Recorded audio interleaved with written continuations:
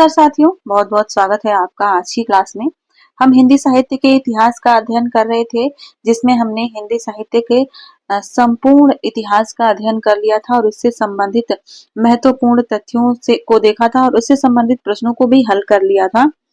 आज की क्लास से मैं आप लोगों के लिए स्टार्ट कर रही हूँ हिंदी गद्य साहित्य का विकास, जिसमें निबंध, नाटक, उपन्यास, कहानी, हिंदी गद्य की लघु विधाएं जैसे कि जीवनी, आत्मकथा, संस्मरण, रेखा चित्र, यात्रा साहित्य और गद्य काव्य को देखेंगे। तो सबसे पहले मैं आज की क्लास से स्टार्ट कर रही हूँ नाटक से। सबसे पहले हम नाटक से संबंधित महत्वपूर्ण तथ्यों को, किसके नाटक कौन कौन से हैं, उनका प्रकाशन वर्ष क्या है इत्यादि का अध्ययन करेंगे और उससे अगली क्लास में उससे संबंधित 100 प्रश्नों को हल करेंगे। ठीक है, तो क्लास को पूरा देखिए और अपने नोट्स, छोटे छोटे नोट्स भी बनाते जाइएगा साथ में।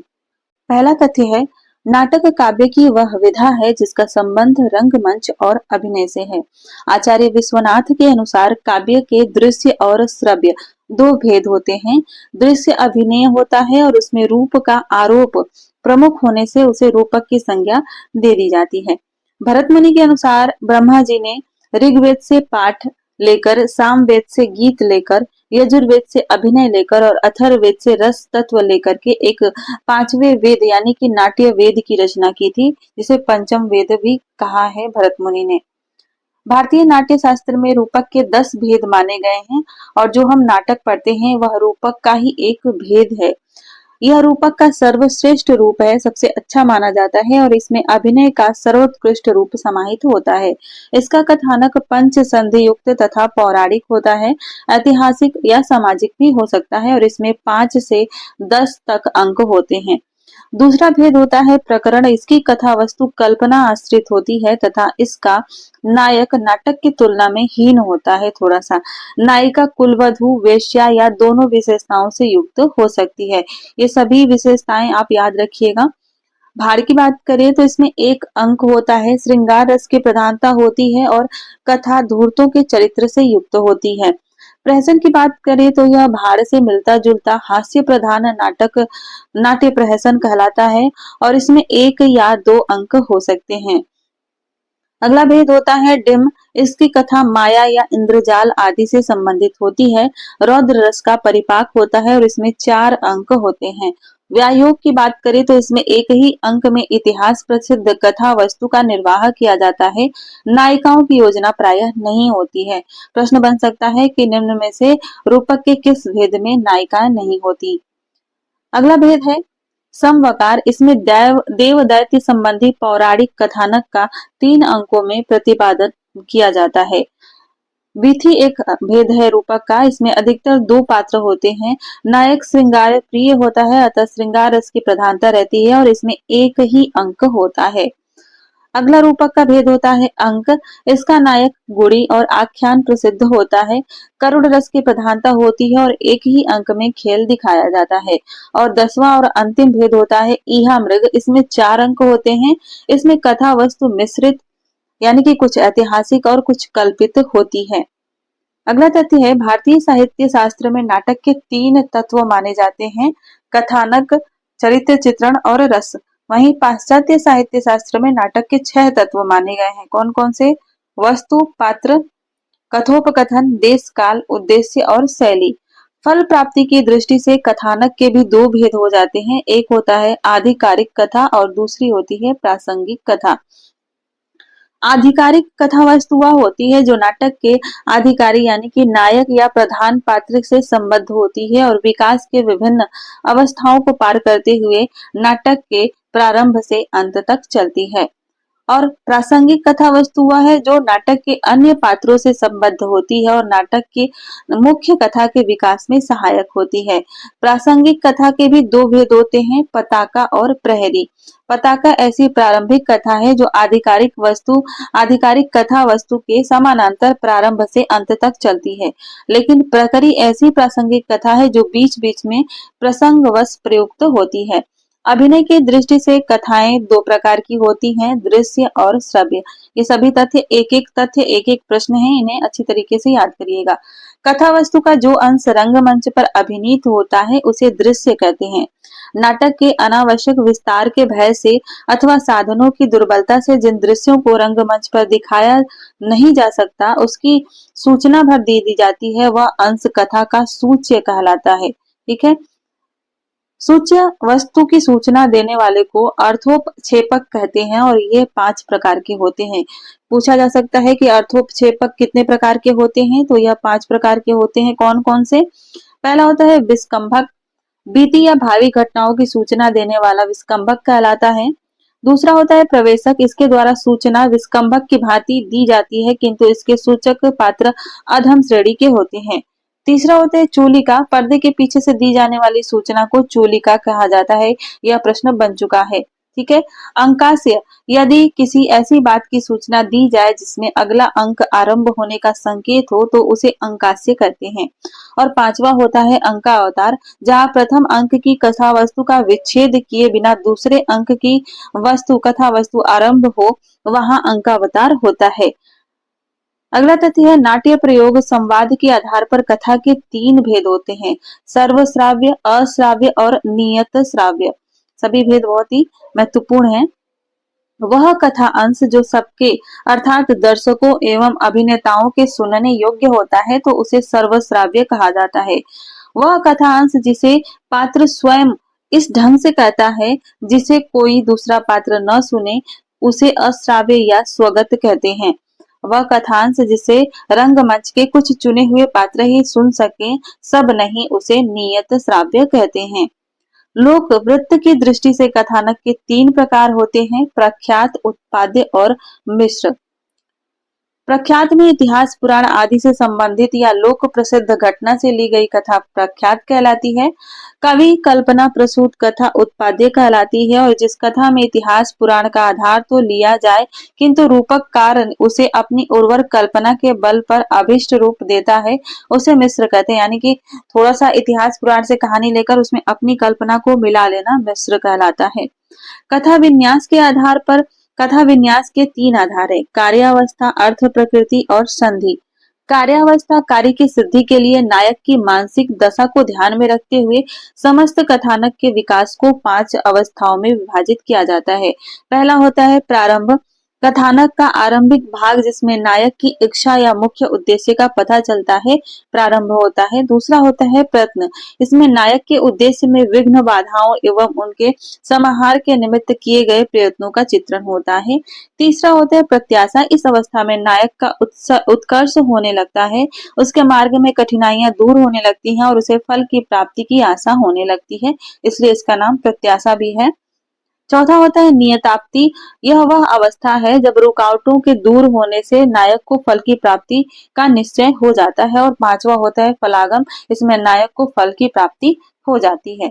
नाटक में फल रूप प्रयोजन की सिद्धि के लिए मिलकर व्यापार करने वाली अनेक अवान्तर घटनाएं अर्थ प्रकृतियां कहलाती हैं। अर्थ प्रकृतियों की संख्या भी 5 है और यहाँ से भी प्रश्न बनते हैं। पहला होता है बीज, फल के हेतु को बीज कहते हैं। बिंदु होता है दूसरा, अवान्तर कथा के विच्छिन्न होने पर जो घटना उसे प्रधान कथा के साथ जोड़ने वाली होती है तो उसे बिंदु कहते हैं। पताका क्या होती है? पताका होती है मूल कथानक को फलोन्मुख करने में योग देने वाली बड़ी प्रासंगिक कथाएं जो अंत तक चलती रहती हैं, उसे पताका कहते हैं। प्रकृति की बात करें तो ऐसी छोटी छोटी कथाएं जो अवसर विशेष पर आकर और मुख्य कथा की सहायता करके समाप्त हो जाती हैं तो उसे प्रकृति कहते हैं। और पांचवा होता है कार्य, वह साध्य जिसकी सिद्धि के लिए नाटक में सारी सामग्री एकत्र की जाती है, वह कार्य कहलाता है। अगला तथ्य है एक प्रयोजन से संबंधित कथा वस्तु को दूसरे प्रयोजन से संबंधित कथा वस्तु के अंश से संबंध करने की कला को संधि कहते हैं। और संधि के 5 रूप होते हैं। कितने? 5। पहला होता है मुख, मुख क्या होता है? बीज तथा आरंभ को मिलाने वाली संधि को मुख कहते हैं। मुख संधि कहते हैं। यह नाटक का वह स्थल है जहाँ विविध कथाओं, उपकथाओं, रसों और वस्तुओं की उद्भावना होती है। ये तथ्य पढ़ने में थोड़े से बोरिंग लग रहे होंगे, लेकिन इनसे परीक्षाओं में जब प्रश्न बन जाते हैं तो अधिकतर ही विद्यार्थियों के प्रश्न गलत हो जाते हैं। तो इन्हें अच्छी तरीके से याद कर लीजिए। दूसरा होता है प्रतिमुख, बिंदु और यत्न को मिलाने वाली संधि प्रतिमुख कहलाती है। तीसरा है गर्भ, गर्भ संधि नाटक का वह अंश है जहाँ कुछ प्रकाशित बीज बार बार अन्वेषित होता है। चौथा होता है विमर्श, विमर्श या अवमर्श, इसमें बीज के अधिक विस्तार होने से कथानक में फलोन्मुखता आती है। और पांचवा होता है निर्वहन, जहाँ कार्य तथा फलागम मिलते हैं वहां निर्वहन संधि होती है। भारतीय आचार्यों ने नायक यानी कि नेता के चार प्रकार बताए हैं: धीरोदात्त, धीर प्रशांत, धीर ललित और धीरोदत्त। बात करें धीरोदत्त नायक की, धीर प्लस उदात्त धीरोदात्त होता है। यह धैर्यशाली होता है, वचन पालक होता है, दयालु होता है और इसमें अहंकार नहीं होता है, जैसे कि भगवान राम। धीर प्रशांत की बात करें तो यह नायक शांत स्वभाव का होता है, सामान्य गुण युक्त होता है, जैसे कि युधिष्ठिर। ठीक है। धीर ललित की बात करें तो यह कलाओं में आसक्ति रखने वाला होता है, कोमल स्वभाव वाला होता है, जैसे कि भगवान श्री कृष्ण और दुष्यंत। ठीक है। और धीरोदत्त नायक होता है, अहंकारी होता है, मायावी होता है, उग्र होता है, चपल होता है, जैसे कि रावण। ठीक है। तो ये समझ में आ गया होगा आपको, आशा है। कथा वस्तु के विकास के 5 सोपान हैं: प्रस्तावना, कार्य विकास, संघर्ष की चरम सीमा, नियति और समाप्ति। ठीक है। पाश्चात्य साहित्य शास्त्र में बहुचर्चित संकलन त्रय के निर्वाह का सिद्धांत भी कथानक के विकास में महत्वपूर्ण है। संकलन त्रय के अंतर्गत कार्य, स्थान और समय की एकता का सिद्धांत है। यह प्रश्न पूछा जाता है कि निम्न में से संकलन त्रय में कौन शामिल है, कौन नहीं है। ठीक है। इस तरह से प्रश्न बनते हैं। इसमें आता है कार्य, स्थान और समय। पाश्चात्य विचारकों के अनुसार नाटकीय संवाद जैसे कि कथोपकथन में 8 विशेषताओं का होना आवश्यक है। कौन कौन सी विशेषताएं? देश, काल और वातावरण की अनुकूलता, पात्र की रुचि, योग्यता, मन स्थिति और अवस्था का अभिव्यंजक होना, संक्षिप्तता, वाग्दत्तता, सरसता और उक्ति वैचित्र, व्यंग्यपूर्णता, बोधगम्यता और नाटकीयता। ये 8 विशेषताएं होनी चाहिए। बात करते हैं रंगमंच की, जिसपे नाटक मंचित किया जाता है। नाट्य की योजना में प्रभावपूर्ण अभिनय के लिए सुव्यवस्थित अभिनय स्थल को रंगशाला यानी कि नाट्य मंच, रंगमंच भी कहते हैं। भरत मुनि ने 3 प्रकार के नाट्य मंडपों का उल्लेख किया है। पहला होता है विकृष्ट, जो कि आयताकार होता है। दूसरा होता है चतुरस्र, जो कि वर्गाकार होता है। और तीसरा होता है त्रयस्र, जो कि तिकोना होता है। यहाँ से प्रश्न बन सकता है। ठीक है। इसको याद रखिएगा। भरत मुनि ने 3 प्रकार के रंगमंच की का उल्लेख किया है। ठीक है। रंग मंडप मुख्यतः 2 भागों में विभाजित होता है। एक भाग पर नाटक अभिनीत होता है और दूसरे भाग में दर्शकों के बैठने की व्यवस्था होती है। जिस भाग पर कलाकारों द्वारा नाट्य अभिनय किया जाता है उसे रंगमंच कहते हैं। और रंगमंच के 3 प्रभाग होते हैं: रंगपीठ, रंगशीर्ष और नेपथ्य। रंगपीठ रंगमंच का अग्रभाग होता है जहां अधिकाधिक नाटकीय घटनाएं प्रदर्शित की जाती हैं। दूसरा रंगपीठ होता है। रंगपीठ के पीछे का भाग रंगशीर्ष कहलाता है और यह रंगपीठ से कुछ ऊंचा बनाया जाता है, जिसके पीछे नेपथ्य और उसके 2 द्वारों का विधान है। ये नेपथ्य द्वार रंगशीर्ष पर खुलते हैं। रंगशीर्ष के पीछे एक अदृश्य भाग होता है, उसे नेपथ्य कहा जाता है। अब हम देखेंगे नाट्य साहित्य को। नाट्य साहित्य में सबसे पहले हम देखेंगे कि हिंदी का प्रथम नाटक कौन सा रहा है और कौन कौन विद्वान किसे हिंदी का प्रथम नाटक मानते हैं। भारतेंदु हरिश्चंद्र ने अपने पिता गोपाल चंद, जिनका एक अन्य नाम गिरधर दास भी था, इनके द्वारा लिखित नहुष नाटक को हिंदी का प्रथम मौलिक नाटक स्वीकार किया है। कुछ विद्वान रीवा नरेश विश्वनाथ सिंह द्वारा रचित आनंद रघुनंदन को हिंदी का प्रथम मौलिक नाटक मानते हैं। तो हिंदी का प्रथम मौलिक नाटक आनंद रघुनंदन है, यह सर्वमान्य तथ्य है। ठीक है। जब परीक्षा में सीधे सीधे पूछा जाए कि हिंदी का प्रथम नाटक कौन सा है तो वो हो जाएगा आनंद रघुनंदन। लेकिन अलग अलग विद्वानों के अनुसार पूछ लिया तो आपको उन्हीं के अनुसार बताना है। जैसे कि भारतेंदु हरिश्चंद्र के अनुसार हो जाएगा नहुष नाटक, गणपति चंद्रगुप्त के अनुसार हो जाएगा गोरक्ष विजय, जो कि विद्यापति की रचना है, विद्यापति का नाटक है। ठीक है। अगला तथ्य देखते हैं। भारतेंदु जी ने राजा लक्ष्मण सिंह कृत शकुंतला नाटक को हिंदी का दूसरा, स्वयं का विद्या सुंदर को तीसरा और श्रीनिवास दास कृत तप्ता संवरण को हिंदी का चौथा नाटक माना है। यह इंपॉर्टेंट है, यहाँ से प्रश्न बन सकता है किसको कौन सा नाटक माना है, पहला, दूसरा, तीसरा, चौथा। ठीक है। भारतेंदु हरिश्चंद्र को आधुनिक हिंदी नाटक का जनक तथा हिंदी नवजागरण का अग्रदूत कहा जाता है। भारतेंदु ने अपने नाटक शीर्षक निबंध में नवीन नाटकों की रचना के 5 उद्देश्यों श्रृंगार, हास्य, कौतुक, समाज संस्कार और देश वत्सलता का उल्लेख किया है। भारतेंदु कृत वैदिक हिंसा हिंसा न भवती में पाखंडी मांसाहारी पुरोहितों, शैवों और वैष्णवों पर व्यंग किया गया है। इसमें हम रचनाओं के समय को नहीं देख रहे हैं इस क्लास में। प्रश्न जब मैं कराऊंगी तो उसकी व्याख्या में सभी रचनाओं के सन को मैं बताती चलूंगी और उसमें उससे संबंधित तथ्यों को भी बताती चलूंगी। ठीक है। विशेष विस्मौसधम राष्ट्र भक्ति परक नाटक है और इसमें बड़ौदा के गायकवाड़ के गद्दी से उतारे जाने तथा सयाजी राव को उनके स्थान पर बिठाए जाने की घटना का चित्रण किया गया है।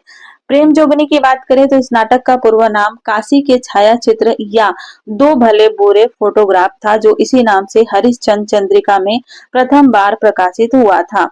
यह इंपॉर्टेंट है, यहाँ से आप लोग उसको नोट कर लीजिएगा।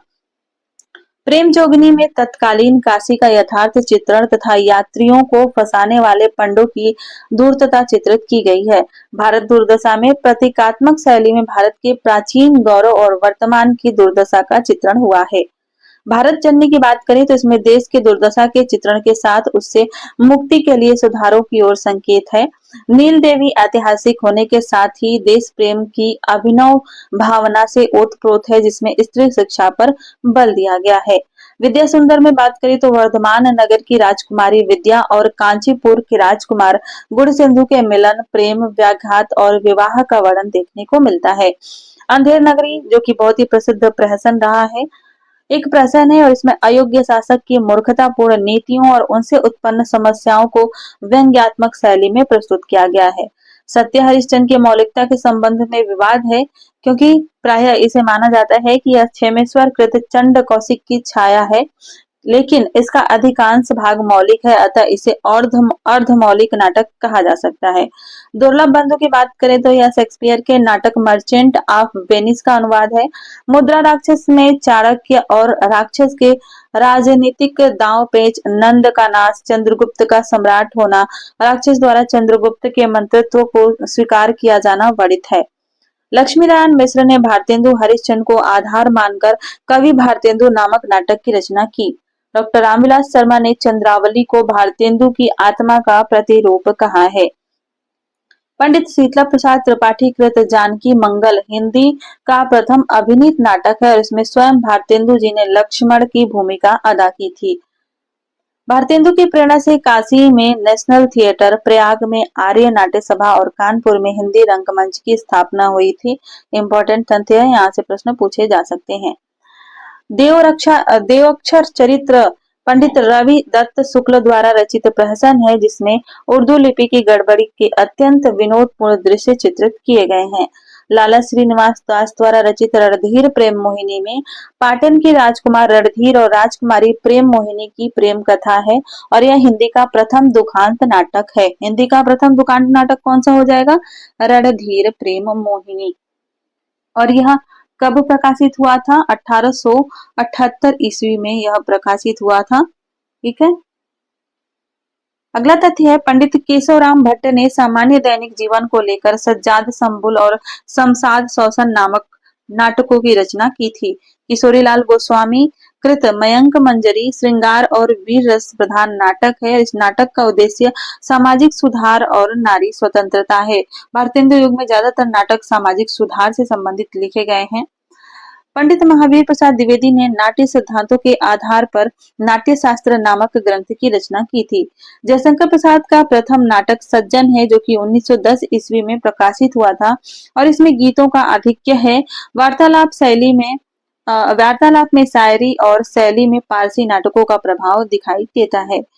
जयशंकर प्रसाद के करुणालय में वैदिक काल, सज्जन में महाभारत काल, जन्मेजय का नाग यज्ञ में उपनिषद काल, अजात शत्रु में बौद्ध काल, विशाख में बौद्धों का पतन काल, चंद्रगुप्त में यूनानियों का आक्रमण काल, स्कंदगुप्त में हुड़ विद्रोह काल और प्रायश्चित में जयचंद काल का ऐतिहासिक चित्रण किया गया है। यह पूरा तथ्य जो है ना बहुत ही महत्वपूर्ण है। किस नाटक में किस काल का वर्णन किया गया है यहाँ पर आपको मिल जाएगा, तो यहाँ से इसको नोट कर लीजिएगा। ठीक है, प्रायश्चित में जयचंद के प्रायश्चित का चित्रण किया गया है। सज्जन की बात करें, सज्जन, कल्याणी, परिणय और करुणालय लघु नाट्य कृतियां हैं तथा प्रसाद जी की रचना प्रक्रिया के प्रथम सोपान है। इनमें करुणालय हिंदी का प्रथम गीति नाट्य माना जाता है। आगे बढ़ते हैं। रमेश चंद्र शाह ने कामना को कामायनी का पूर्व राग भी कहा है। जयशंकर प्रसाद ने राजेश्री को प्रथम ऐतिहासिक रूपक कहा है। राजेश्री में प्रसिद्ध वर्धन राजवंश की कुमारी राजेश्री का चित्रांकन किया गया है और इस नाटक का आधार हर्षचरित तथा चीनी यात्री वेनसांग का ऐतिहासिक विवरण है। विशाख का कथानक कल्हड़ की राजतरंगिनी के आरंभिक अंश पर आधारित है। यह भी प्रश्न पूछा जा सकता है, इंपॉर्टेंट है। जयशंकर प्रसाद की सर्वाधिक प्रौढ़ नाट्य रचना स्कंदगुप्त है। जन्मेजय का नाग यज्ञ की पृष्ठभूमि में सन 1926 का सांप्रदायिक दंगा है। प्रसाद जी ने इसमें दो विरोधी जातियों आर्यों और नागों का संघर्ष चित्रित किया है। अगला तथ्य है, ध्रुव स्वामिनी प्रसाद जी की अंतिम नाट्य कृति है और इसमें विधवा विवाह को शास्त्र सम्मत स्थापित कर समाज द्वारा उपेक्षिता भारतीय विधवाओं और पति द्वारा प्रताड़ित नारियों को मुक्ति का मार्ग चित्रित किया है। सेठ गोविंद दास कृत शेर शाह में हिंदू मुस्लिम एकता और मुसलमानों की राष्ट्रीय भावना का चित्रण किया गया है। सेठ गोविंद दास कृत ग्रहण और त्याग में गांधीवाद और साम्यवाद में श्रेष्ठतर कौन, इस प्रश्न को उठाया गया है। सेठ गोविंद दास ने पाकिस्तान नाटक में विभाजन के उपरांत दोनों देशों के अल्पसंख्यकों में व्याप्त असंतोष और अविश्वास की भावनाओं का चित्रण किया गया है। सेठ गोविंद दास ने अफ्रीका में जो कुछ देखा, भारतीयों के संबंध में सुना, उसे आधार बनाकर रूस की निहलिस्ट कथाओं के विचारों से जोड़कर गरीबी अमीरी नामक नाटक की रचना की थी। यह बहुत ही प्रसिद्ध नाटक हुआ है। इससे प्रश्न पूछे जाते हैं, याद रखिएगा, सेठ गोविंद दास का है। हरिकृष्ण प्रेमी कृत स्वप्न भंग में शाहजहां के पुत्र द्वारा हिंदू मुस्लिम एकता के लिए अपना बलिदान करने का चित्रण हुआ है। हरिकृष्ण प्रेमी ने छाया में नारी के आत्मसम्मान की भावना को उभारा है तथा बंधन में वेश्याओं के प्रति सहानुभूति परक दृष्टिकोण को अपनाया है। जितने भी ये तथ्य हैं ये बहुत ही महत्वपूर्ण है। कुछ किताबों में जो है केवल सन मिल जाते हैं, रचनाओं के सन मिल जाते हैं, प्रकाशन वर्ष मिल जाते हैं, लेकिन उसमें किस चीज का वर्णन है यह बहुत ही कम देखने को मिलता है। अगला तथ्य है, हरिकृष्ण प्रेमी कृत रक्षा बंधन में मुगल सम्राट हुमायूं द्वारा उनकी धर्म बहन कर्मवती की रक्षा का प्रसंग है। उदय शंकर भट्टकृत मुक्ति दूत में एक शूद्र बैलों से अपनी रक्षा हेतु ब्राह्मण के घर में घुस जाता है। उसे 15 स्वर्ण मुद्राएं देने का जुर्माना होता है। न देने पर 2 वर्ष तक ब्राह्मण का नौकर होकर रहने का आदेश मिलता है। यह मुक्ति दूत में वर्णित है। गोविंद वल्लभ पंत कृत अंगूर की बेटी एक सामाजिक नाटक है और इसमें मद्यपान की समस्या को सुधारवादी दृष्टि से प्रस्तुत किया गया है। गोविंद वल्लभ पंत का ही नाटक है राज मुकुट। इसमें पन्ना धाय के अभूतपूर्व बलिदान का चित्रण किया गया है। यह अपने ही पुत्र की बलि दे देती हैं, उनका बलिदान कर देती हैं। सुदर्शन कृत ऑनररी मजिस्ट्रेट उत्कृष्ट प्रहसन है और इसमें किंचित मात्र अश्लीलता तथा अस्वाभाविकता का समावेश नहीं होने पाया है। लक्ष्मी नारायण मिश्र के अधिकतर सामाजिक नाटक बर्नार्ड शॉ और इब्सन से प्रभावित हैं और इनके ऐतिहासिक नाटक संस्कृत नाट्य शैली से युक्त हैं। लक्ष्मी नारायण मिश्र के सभी नाटक 3 अंकों के हैं और अंकों का विभाजन दृश्यों में नहीं किया गया है। यह इम्पोर्टेंट तथ्य है। लक्ष्मी नारायण मिश्र कृत सन्यासी में विदेशी शासकों की धोखाधड़ी, गांधी जी के असहयोग, रोलेट एक्ट, पंजाब हत्याकांड आदि से उत्पन्न स्थितियों का चित्रण देखने को मिलता है। लक्ष्मी नारायण का नाटक विशेषता की लहरें नाटक में सिकंदर को कुटिल विजेता के रूप में चित्रित किया गया है। अंजू दीदी अस्क जी का सर्वाधिक प्रौढ़ नाटक है और इसकी केंद्रीय पात्र अंजू दीदी बेहद अनुशासन प्रिय है, एकदम मशीन की तरह, किंतु उसका यह अनुशासन यंत्रवत है। परिवार के प्रत्येक सदस्य के लिए उसके यांत्रिक ढांचे में ढलना अनिवार्य है। वकील साहब दीदी के सांचे में ढल नहीं पाते, उन्हें आत्महत्या करनी पड़ती है। अंजू का भाई श्रीपत अंजू की यांत्रिकता का विरोध करता है। छठा बेटा में अस्क जी ने पिता पुत्र के बदलते हुए संबंधों को चित्रित किया है। इसमें अवकाश प्राप्त पिता को 6 बेटों में से कोई भी अपने पास रखने को तैयार नहीं है। अमृतलाल नागर का एक नाटक चढ़त न दूजो रंग 1982 ईस्वी में प्रकाशित हुआ था। यह नाटक सूरदास के जीवन पर आधारित है। भगवती चरण वर्मा कृत रुपया तुम्हें खा गया नाटक में धन को सर्वस्व मानने वालों की दुर्दशा का चित्रण हुआ है।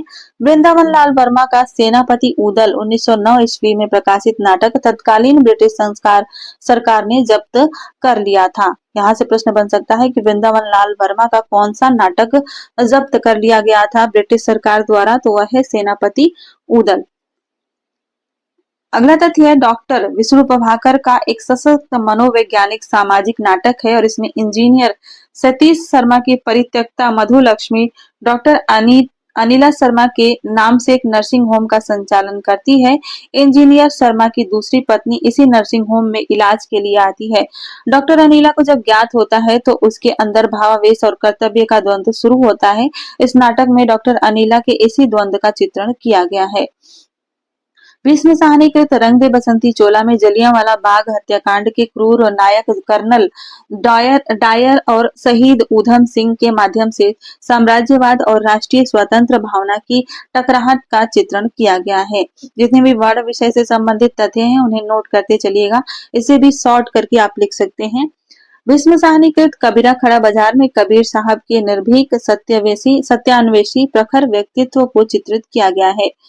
फादर कामिल बुल्के ने मातरलिंग के प्रसिद्ध नाटक ब्लू बर्ड का हिंदी रूपांतर नील पंछी के नाम से किया था। रामेश्वर प्रेम ने बेन जॉनसन के हास्य नाटक दी फॉक्स या बाल पोनी का हिंदी रूपांतरण लोमर वेस के नाम से किया था।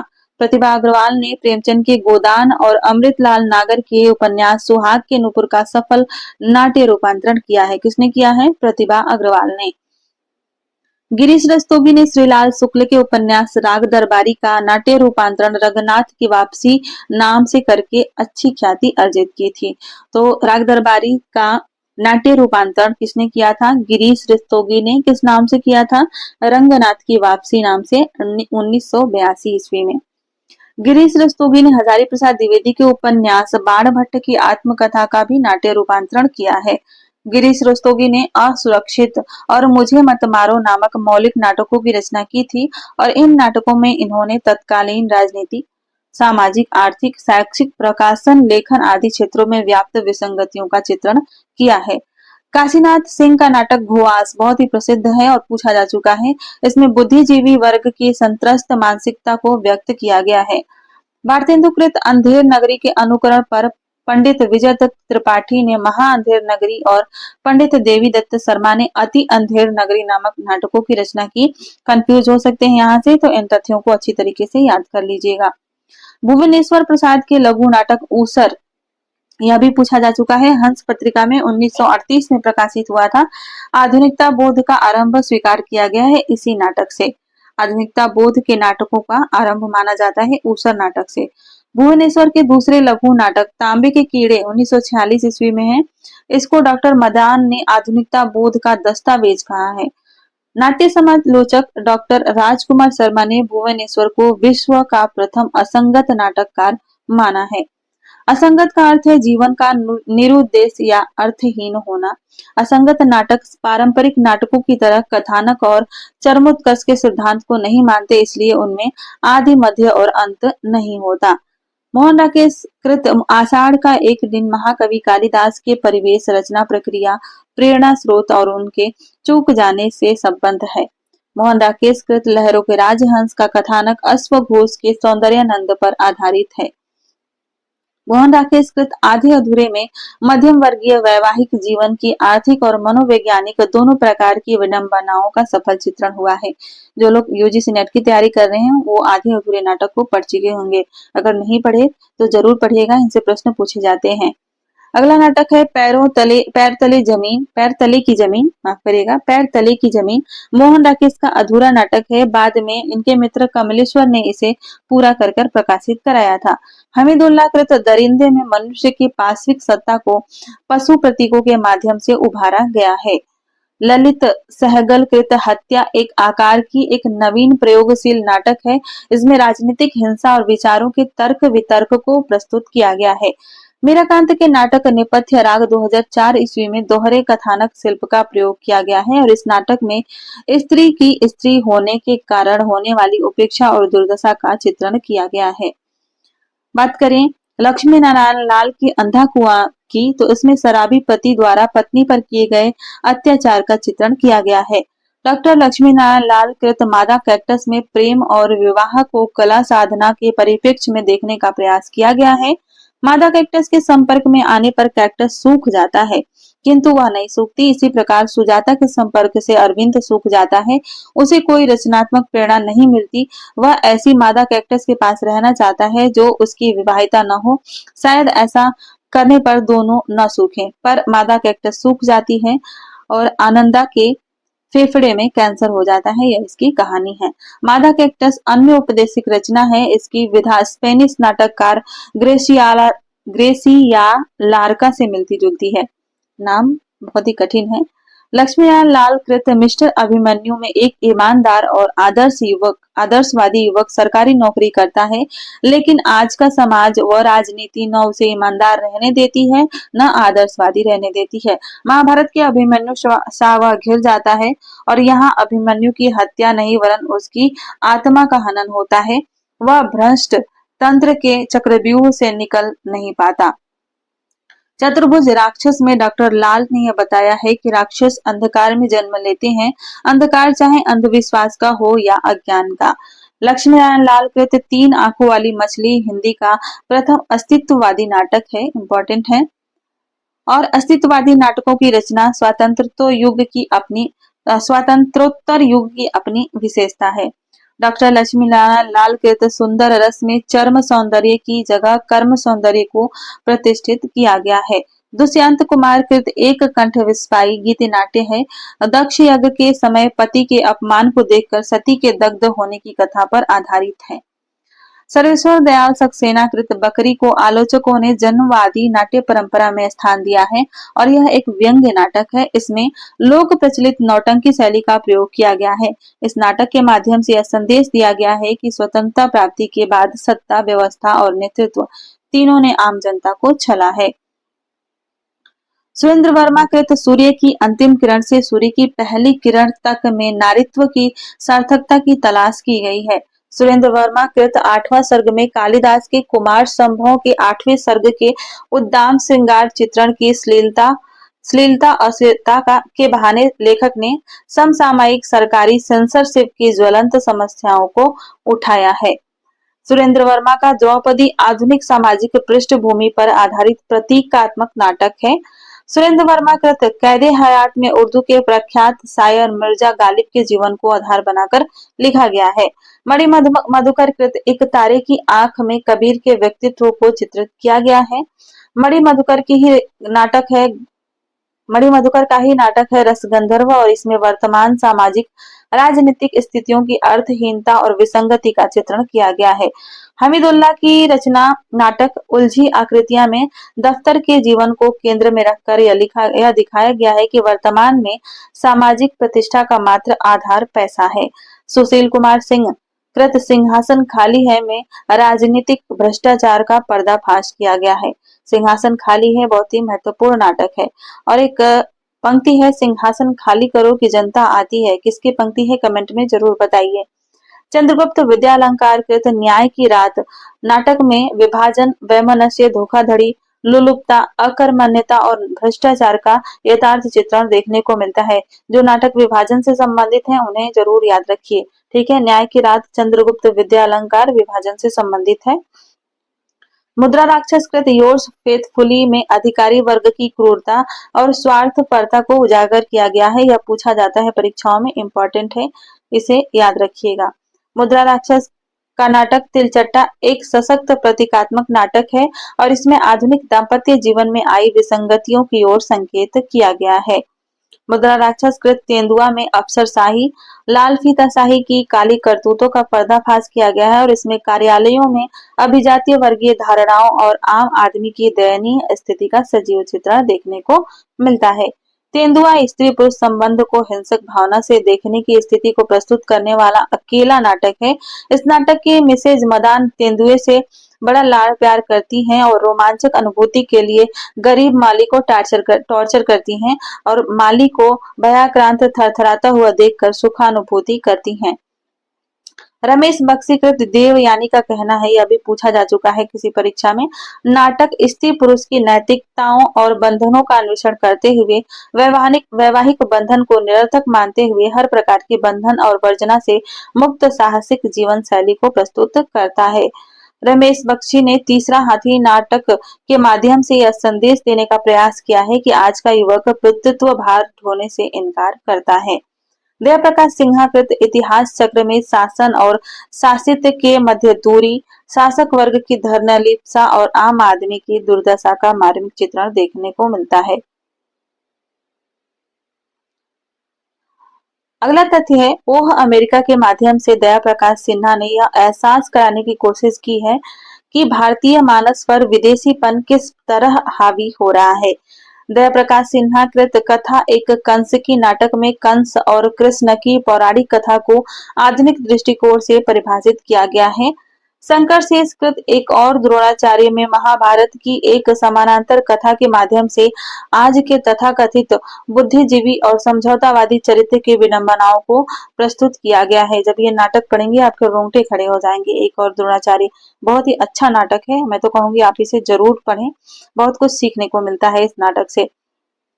ब्रजमोहन कृत त्रिशंकु नाटक में उच्च डिग्री धारी युवक युवतियों की असफलता और वर्तमान परिवेश से तालमेल न बिठाने की खीज, कुंठा, निराशा, विवशता, विसंगति आदि की सजीव अभिव्यक्ति हुई है त्रिशंकु नाटक में। ज्ञानदेव अग्निहोत्री कृत शुतुरमुर्ग एक प्रतीकात्मक व्यंग्य नाटक है जिसमें सत्ताधारियों की अवसरवादिता का यथार्थ चित्रण हुआ है। ज्ञानदेव अग्निहोत्री का ही एक नाटक है नेफा की एक शाम, यह भी परीक्षाओं में पूछा जाता है। यह भारत चीन संघर्ष पर आधारित नाटक है और इसमें हिमालय में बसे आदिवासियों का देश प्रेम के लिए संघर्ष और बलिदान की कहानी को चित्रित किया गया है। ज्ञानदेव अग्निहोत्री का नाटक वतन की आबरू भारत पाकिस्तान युद्ध पर आधारित देशभक्तिपूर्ण नाटक है और इसमें एक मुस्लिम परिवार द्वारा हिंदुस्तान के प्रति समर्पण, त्याग, निष्ठा भाव का मर्मस्पर्शी चित्रण हुआ है।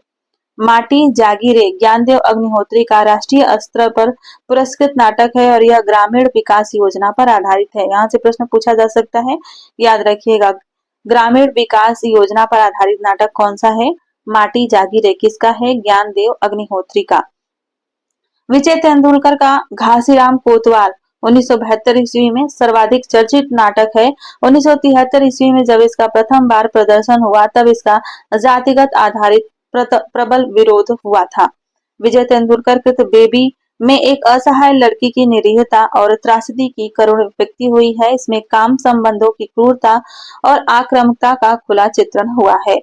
विजय तेंदुलकर ने सखाराम बाइंडर में आज के ढोंगी समाज और औरत की जिंदगी का विडंबनापूर्ण चित्रण किया है। बादल सरकार के तो पगला घोड़ा 1974 ईस्वी में प्रकाशित हुआ था। इसका प्रमुख संदेश है कि यह तमाम अर्थहीनता, निस्सारता और एक रास्ता के बावजूद व्यक्ति जीवन जीने के लिए अभिशप्त है। इसमें 4 प्रेम कथाएं हैं और चारों की परिणति सब में एक है। गिरीश कर्नाड के हृदयवदन की नायिका पद्मिनी कपिल का सुंदर बलिष्ठ शरीर भी चाहती है और देवदत्त की संवेदनशील प्रतिभा और मेधावी पद्मिनी कभी कपिल में पूर्णता ढूंढती है और कभी देवदत्त में। पद्मिनी की समस्या आधे अधूरे की सावित्री से मिलती जुलती है, यानी कि आधे अधूरे से मिलता जुलता यह नाटक है तो पूछा जा सकता है। ठीक है। स्वदेश दीपकृत कोर्ट मार्शल में यह दिखाया गया है कि देश की फौज भी वर्ग एवं जाति भेद से ग्रस्त है। कैप्टन कपूर छोटी जाति के जवान रामचंद्र को घृणापूर्ण व्यवहार द्वारा मानसिक प्रताड़ना देता है। विवश होकर रामचंद्र उस पर गोली चला देता है। उसका कोर्ट मार्शल होता है, वह मृत्यु दंड स्वीकार कर लेता है। फौजी जीवन की सच्चाई कहने वाला यह नाटक संदेश देता है कि वर्तमान व्यवस्था में मानवता, स्वाभिमान और सच्चाई का ही कोर्ट मार्शल होता है। राजेश जैन कृत विश्ववंश को भारतेंदु की अंधेर नगरी की परंपरा का नाटक माना गया। इसमें राजा अटपट सिंह और महामंत्री चंट प्रताप सिंह की करतूतों के माध्यम से वर्तमान भ्रष्ट शासन व्यवस्था, नारी उत्पीड़न और राजनीति में बढ़ते वंशवाद पर करारा व्यंग्य किया गया है। यहाँ से प्रश्न बन सकता है, याद रखिएगा। मैत्रेयी पुष्पा के उपन्यास इदम नमः का नाट्य रूपांतरण मंदाक्रांता नाम से प्रकाशित हुआ। मृदुला गर्ग कृत दुल्हन एक पहाड़ की रचना एजुएल एंडर्स के एकांकी ब्राइड फ्रॉम द हिल्स के आधार पर की गई। कुसुम कुमार कृत दिल्ली ऊंचा सुनती है में सत्ता की विवेकहीनता और निष्क्रियता पर व्यंग्य किया गया है। महिला रचनाकार सभी बहुत ही महत्वपूर्ण है, जितने भी महिला नाटककार हैं।